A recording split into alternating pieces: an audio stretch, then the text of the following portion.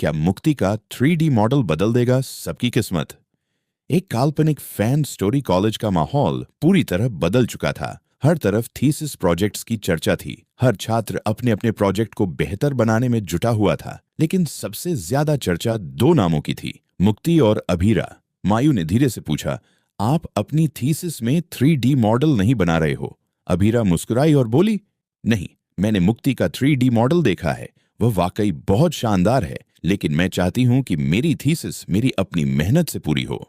पास खड़े अरमान ने यह बात सुन ली। उसके चेहरे पर गर्व साफ दिखाई दे रहा था। वह बोला, जीत उसी की सबसे बड़ी होती है जो अपने दम पर हासिल की जाए। इतने में प्रोफेसर ने घोषणा की कि इस बार की थीसिस प्रतियोगिता केवल कॉलेज तक सीमित नहीं रहेगी। विजेता को देश की सबसे बड़ी रिसर्च लैब में काम करने का मौका मिलेगा। ये सुनते ही पूरे कॉलेज में उत्साह की लहर दौड़ गई। लेकिन किसी को अंदाजा नहीं था कि इस प्रतियोगिता के पीछे एक बहुत बड़ा रहस्य छिपा हुआ है। रात को जब मुक्ति अपनी लैब में अकेली काम कर रही थी, तभी अचानक उसकी स्क्रीन अपने आप ऑन हो गई। कंप्यूटर पर एक अजीब सा संदेश दिखाई दिया, अगर सच जानना चाहती हो तो अपना 3D मॉडल कभी सबके सामने मत दिखाना। मुक्ति घबरा गई। उसने तुरंत सिस्टम बंद किया। उसे लगा कि शायद किसी ने मजाक किया है। अगले दिन प्रतियोगिता की तैयारी शुरू हुई। तभी कॉलेज की बिजली अचानक चली गई। कुछ मिनट बाद जब बिजली वापस आई तो मुक्ति का पूरा 3D मॉडल सिस्टम से गायब था। वह हैरान रह गई। ये कैसे हो सकता है? उसने घबरा कर कहा। उधर अभीरा को अपने बैग में एक पेन ड्राइव मिली। उसे याद नहीं था कि यह वहां कैसे आई। जब उसने उसे लैपटॉप में लगाया तो उसमें वही 3D मॉडल मौजूद था जो मुक्ति का गायब हुआ था। अभीरा समझ गई कि कोई उसे फंसाना चाहता है। उसने बिना देर किए मुक्ति को बुलाया और सारी बात बता दी। लेकिन तभी सबसे बड़ा झटका लगा। सीसीटीवी फुटेज में साफ दिखाई दिया कि पेन ड्राइव अभीरा के बैग में रखने वाला कोई और नहीं बल्कि कॉलेज का सबसे भरोसेमंद लैब असिस्टेंट था। सभी लोग हैरान रह गए। लैब असिस्टेंट को पकड़कर पूछताछ की गई। पहले तो उसने कुछ नहीं बताया, लेकिन बाद में टूट गया। उसने कहा, मैंने यह सब अपनी मर्जी से नहीं किया, किसी ने मुझे पैसे दिए थे। किसने? प्रोफेसर ने पूछा। उसने कांपते हुए सिर्फ एक नाम लिया, डॉक्टर विराट।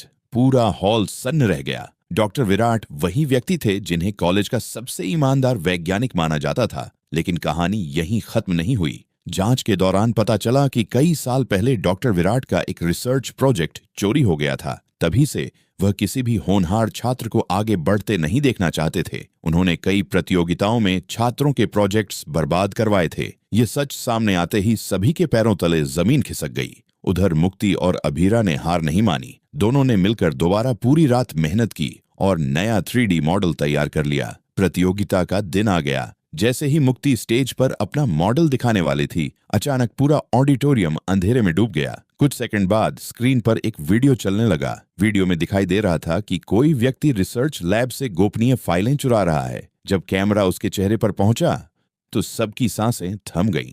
वह चेहरा डॉक्टर विराट का नहीं था, वह कॉलेज के प्रिंसिपल का था। पूरा हॉल हैरानी से भर गया। प्रिंसिपल ने तुरंत वीडियो को फर्जी बताया, लेकिन तभी एक आवाज गूंजी, झूठ बोलना बंद कीजिए। सभी ने पीछे मुड़कर देखा। दरवाजे पर एक बुजुर्ग वैज्ञानिक खड़े थे। उन्होंने अपना परिचय दिया और बताया कि वे इसी कॉलेज के पूर्व रिसर्च डायरेक्टर हैं। उन्होंने वर्षों पहले हुए रिसर्च घोटाले की पूरी सच्चाई सबके सामने रख दी। असल में डॉक्टर विराट निर्दोष थे। उन्हें जानबूझकर बदनाम किया गया था ताकि असली अपराधी बच सके।